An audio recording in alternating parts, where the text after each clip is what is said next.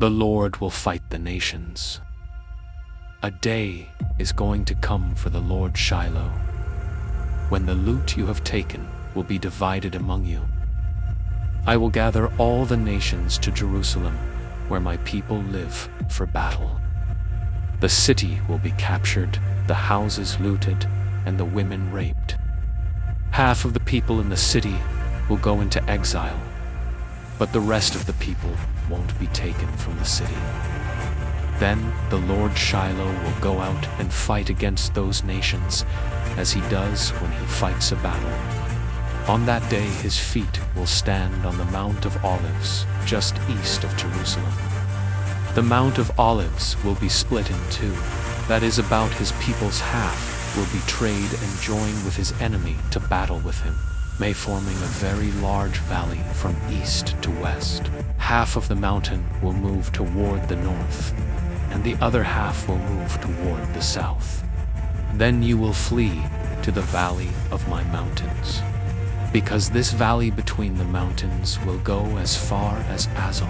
You will flee as you did from the earthquake at the time of King Uzziah of Judah.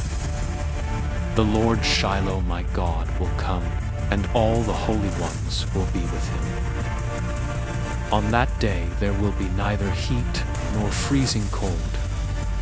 There will be one day a day known to the Lord Shiloh, with no difference between day and night. On that day, living water will flow out from Jerusalem, among nation, half of it to the Dead Sea, and the other half to the Mediterranean Sea. It will continue in summer and in winter. The Lord Shiloh will be king over all the earth. On that day, the Lord will be the only Lord, and his name the only name, Shiloh. The whole earth will become like the plains from Geba to Rimmon, south of Jerusalem. Jerusalem, his young nation, will rise and remain on its site, from Benjamin Gate to the place of First Gate, Corner Gate, and from the Tower of Hananel to the King's Window. People will live there, and it will never be threatened with destruction. Jerusalem, his young nation, will live securely. This will be the plague, the Lord Shiloh, that have gone to war against Jerusalem. Their flesh will rot while they are standing on their feet. Their eyes will rot in their sockets, and their tongues will rot in their mouths. On that day, a large-scale panic from the Lord will spread among them. One person will grab the hand of another, and one will attack the other. Judah will also fight in Jerusalem. The wealth of all the surrounding nations will be collected, a very large amount of gold, silver, and clothes. A similar plague will also affect horses, mules, camels, donkeys, and all other animals in those camps.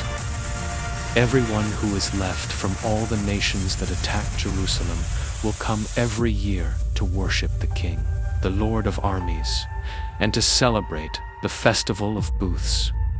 If any of the families on the earth won't go to Jerusalem to worship the King, the Lord of armies, then rain won't fall on them. If the people of Egypt won't go or enter Jerusalem, then rain won't fall on them.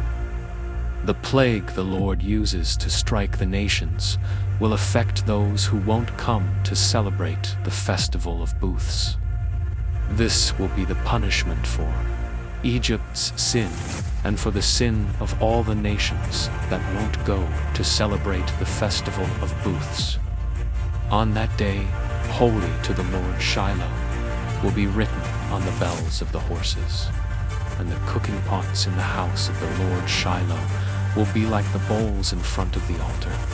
Yes, every pot in Jerusalem and in Judah will be holy to the Lord of armies. All who come to sacrifice will take some of them and cook in them.